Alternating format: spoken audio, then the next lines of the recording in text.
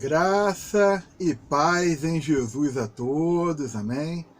Estamos aqui de volta na nossa segunda parte de nossa quarta aula de História da Religião, ok? Onde nós estamos aqui abordando sobre o islamismo, agora em continuação. E dentro do contexto do islamismo, nós já falamos sobre a história de Maomé, o fundador, de como ele retornou a Meca, ok? A revelação que ele recebeu ali, através do ser angelical, para estar escrevendo o Alcorão. Então nós vamos verificar agora alguns ensinamentos do islamismo, ok? Alguns ensinamentos sobre Deus. O que eles ensinam sobre Deus? Eles falam o seguinte: não há Deus senão Alá, e Maomé é seu profeta. Este é o resumo da fé islâmica. O monoteísmo é a revelação dada a Maomé. Alá não constitui um nome pessoal, mas sim a palavra árabe que significa Deus. Etimologicamente, a palavra Alá se relaciona com a palavra hebraica El, que é utilizada na Bíblia para nomear o Deus dos hebreus. O politeísmo é atacado com veemência, ressaltando-se a crença num só Deus, é o Alá, que é criador e juiz. Ele criou o mundo e tudo que há nele, ok? No último dia irá trazer todos os mortos de volta à vida para julgá-los.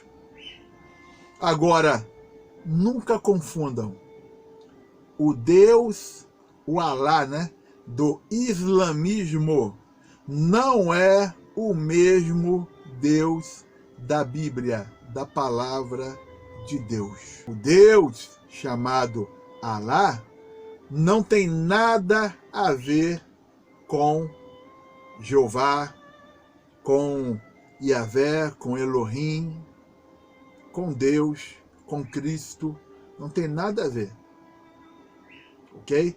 É diferente a situação, é diferente. Vamos lá. Outro ensinamento sobre o ser humano. O ser humano. O ser humano possui um estatuto especial e uma posição privilegiada no universo. A vida é dádiva divina. O ser humano é criatura divina, perfeita e possuidor de uma alma que perdura após a morte. A bondade lhe é inata por graça divina e não se perde por qualquer meio ou motivo. Não há a noção de um pecado herdado. Um pecado herdado, não há. O ser humano é sempre bom. Quando muito, ele se esquece de sua origem divina e da bondade que lhe é inerente. Para que isso não ocorra, o ser humano necessita constantemente reavivar suas origens e qualidades divinas. O fato de ter sido escolhido por Deus para revelar-se dá a dimensão exata dos grandes valores e qualidades humanas. Esse faz parte do ensinamento sobre o ser humano dentro do islamismo. Lembrando que o ensinamento do islamismo, através de Maomé, teve influência do judaísmo e do cristianismo. Você vê que o homem aqui não existe pecado. Vamos lá. Vida e morte. Vamos verificar sobre vida e morte. No sentido de vida e morte, normalmente o ensinamento são sobre os 5 pilares do islamismo. Os 5 pilares do islamismo. Que alguns normalmente acrescentam mais um pilar, mas são 5 no seu original ensinamento. Alguns que vão acrescentar o jihad. Vamos embora? Os 5 pilares. A vida de um seguidor do islamismo está marcada por 5 passos bem definidos, denominados de os 5 pilares, descritos a seguir. Vamos analisar? Vamos verificar os pilares? Primeiro, o credo, ou a crença, que é chamada de Shahada.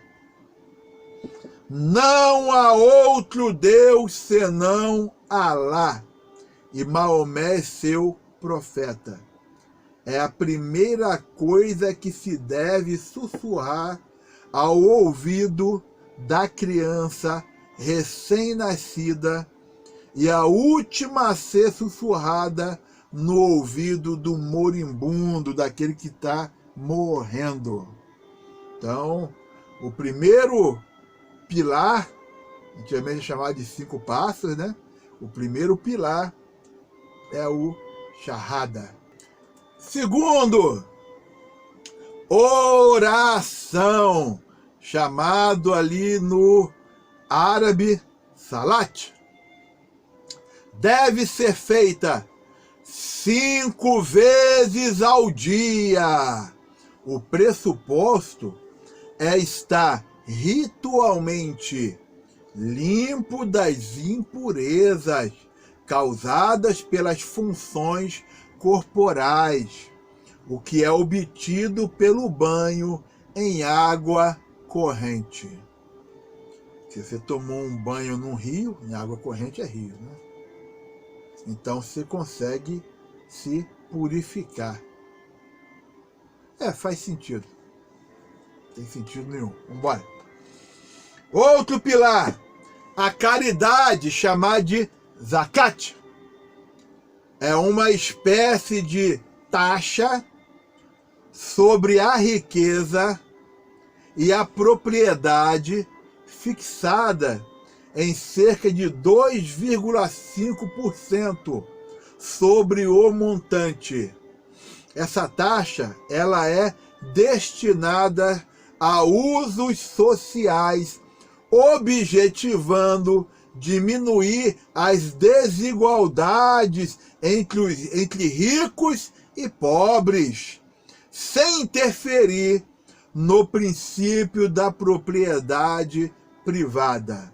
O Islã não proíbe que se desfrute a vida na terra, mas lembra que se deve ter sempre em mente o fato de que esta vida não passa de uma preparação para a vida que começará depois do julgamento divino. Então isso aí, o terceiro pilar, né, do islamismo. Vamos para o quarto, é o jejum, chamado de Saum. O Corão, eu falei já, o nome é Corão, nós chamamos aqui no Brasil de Alcorão, certo? O Corão proíbe comer porco, carne de porco, e beber álcool. De resto, nada se proíbe. A exceção é o jejum durante o Ramadã, mês em que Maomé teve sua primeira revelação ali com o Gabriel, né? Nesse período, entre o nascer do sol e o pôr do sol, é proibido comer, beber, fumar ou ter relações sexuais.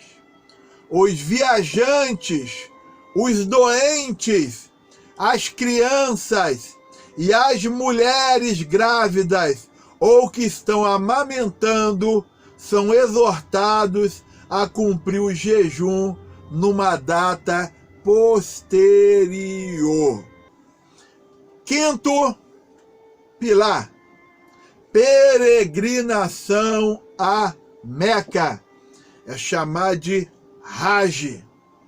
Todo muçulmano adulto que dispõe de meios financeiros deve realizar pelo menos uma vez na vida uma peregrinação a Meca.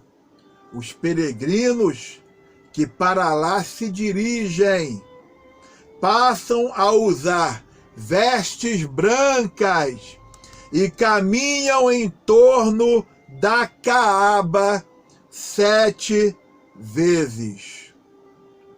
Outro momento importante é quando os peregrinos vão ao Monte Arafat e lá ficam sem cobrir a cabeça do meio-dia até o pôr do sol.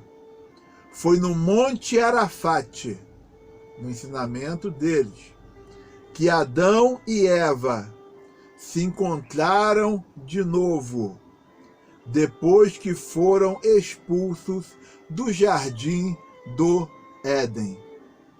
O ponto alto das festividades é o sacrifício de algum animal, carneiro, bode, camelo, boi, etc.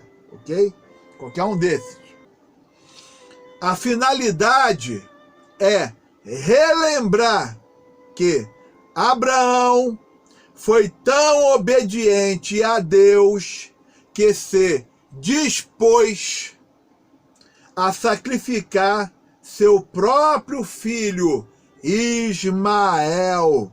Deus foi misericordioso com Abraão e enviou-lhe um animal para que ele o sacrificasse em lugar ali do seu filho Isaque. Eu vou estar aqui mostrando agora uma foto da Caaba. De repente você já viu isso aí, ok? Você saber aí que é onde os muçulmanos ali faz ali o contorno ali em volta ali, certo? Vamos lá. Alguns ensinadores acrescentam um último pilar, jihad. Literalmente, o termo não significa guerra santa, como muitos entendem. Antes, é traduzida por esforço. Esforço que está relacionado à defesa própria e da religião, ou daqueles que foram expulsos de seus lares. A tradição ensina, contudo, que civis inocentes, árvores e gados devem ser poupados. A cultura muçulmana explica que, se pessoas de bem não se preocuparem em estar preparadas para arriscarem suas próprias vidas em defesa da causa do Islã, logo a injustiça triunfará no mundo. Essa é a iniciativa denominada Jihad al-Asghar. Jihad al-Asghar. Certo? Vamos fazer o seguinte, vamos dar uma pausa por aqui e vamos dar continuamento nos ensinamentos, vamos verificar as principais tendências, certo? Grupos, e vamos finalizar vendo o islamismo no Brasil. Senhor abençoe a todos, graça e paz em Jesus.